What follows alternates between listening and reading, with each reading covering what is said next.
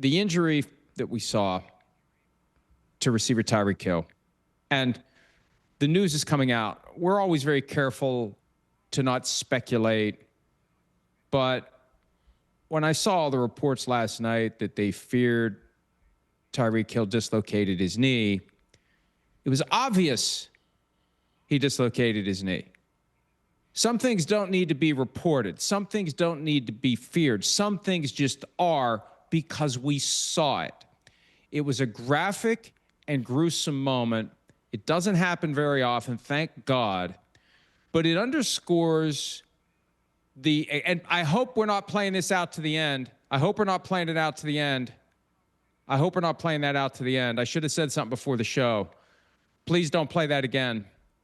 If we did, I can't see because I'm in the alternate location because we're still having technical issues. But thank you. I didn't see the whole thing. Thank you we didn't play it out to the end.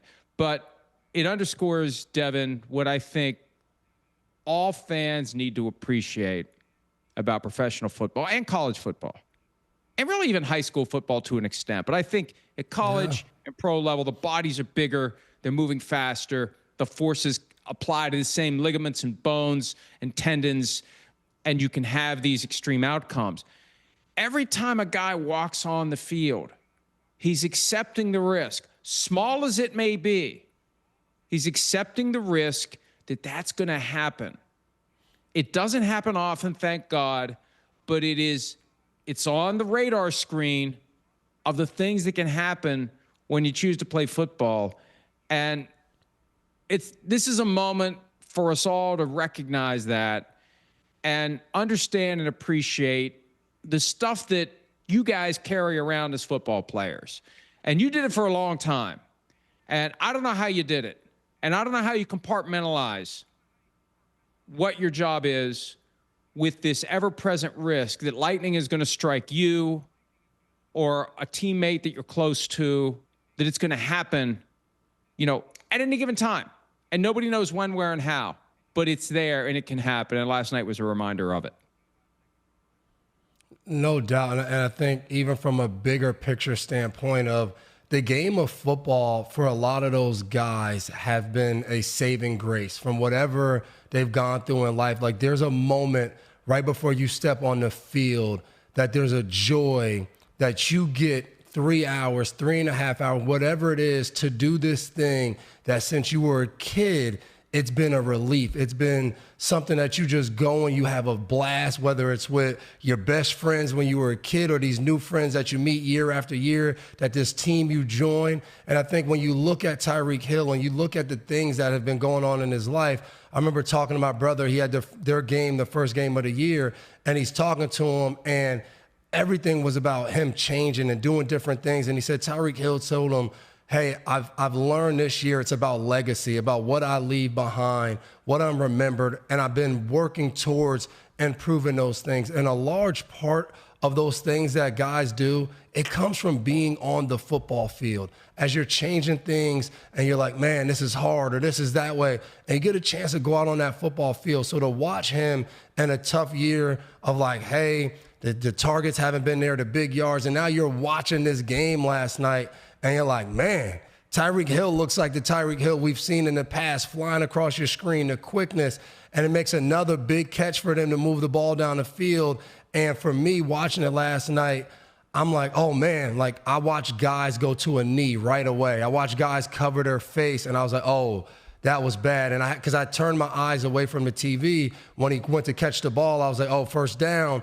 And then I looked back, I'm like, oh, he must be hurt bad. And then the replay, and it's just like, man, at his age, and you watch these things, it's like, man, will he get to be the same player? Will he get a chance to be back out on the field? And it looked like as he was getting carted off, it looked like he turned to the trainer and said, we're going to be together a lot. And the trainer then put his arm around him. And you can just see like those moments for guys going off the field. And right away, their mentality is, all right, I need to figure out what I need to do to get back out here on this field. As crazy as it sounds, that's how guys think. And I'm sure Tyreek Hill was thinking about that, the grind, how he's going to have to recover, like all of those things. Instead of probably thinking, woe is me, his mind was going, how do I get back out here? And again, it's a credit to all the guys that have taken the field and know that feeling, but continue to say, I want to be back out here for me, my family, and the fans and the people that love the game. And there are so many injuries that aren't nearly as gruesome as what we saw last night. And I happened to be looking at the TV when it occurred in the third quarter of the game, because that was part of this. What do you watch? What do you focus on? I happened to be looking at that game and I saw it instantly. And it feels like when you witness something like that, you've been physically punched in the stomach. I know that was my reaction. And we don't see that.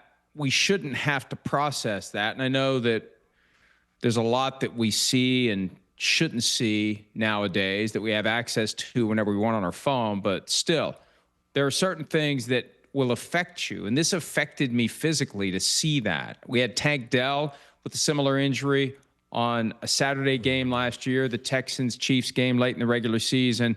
They don't happen very often, thank God, but when they happen, it really does just cast a pall over everything that's going on. And it, from the perspective of the person watching at home, you're trying to process what you just saw. And what a challenge it is for the people putting on the game. Because I wouldn't have shown the replay. They had to make a decision right away whether or not to show the replay. And they show the replay. And again, nobody's doing anything out of malice. These are good people, hardworking, trying to do the right thing. This doesn't happen often enough that there's a procedure you fall back to right away, an instinct that you have. Even for the guys calling the game, they don't do a game every week. They may have never witnessed anything like this. There was just kind of a nonchalance after, and I think that happens all the time. And again, I'm not being critical. People had to figure out how they're going to go forward because the game goes forward. The NFL is still very sensitive about the reality that they had planned to continue the Bills-Bengals game the night of the Damar Hamlin near-death, literally, incident. Well, that's how it works. Guy gets injured, player gets removed, game goes on without a beat. Yeah.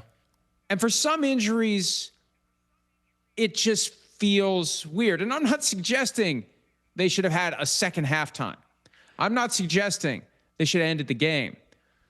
It just feels weird. And I know it felt that way to me. And I don't know how other people felt because it seemed like everything's normal. Life goes on.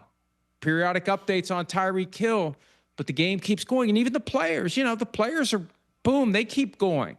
You have to keep going because the game keeps going. And it's a reminder, small picture, big picture.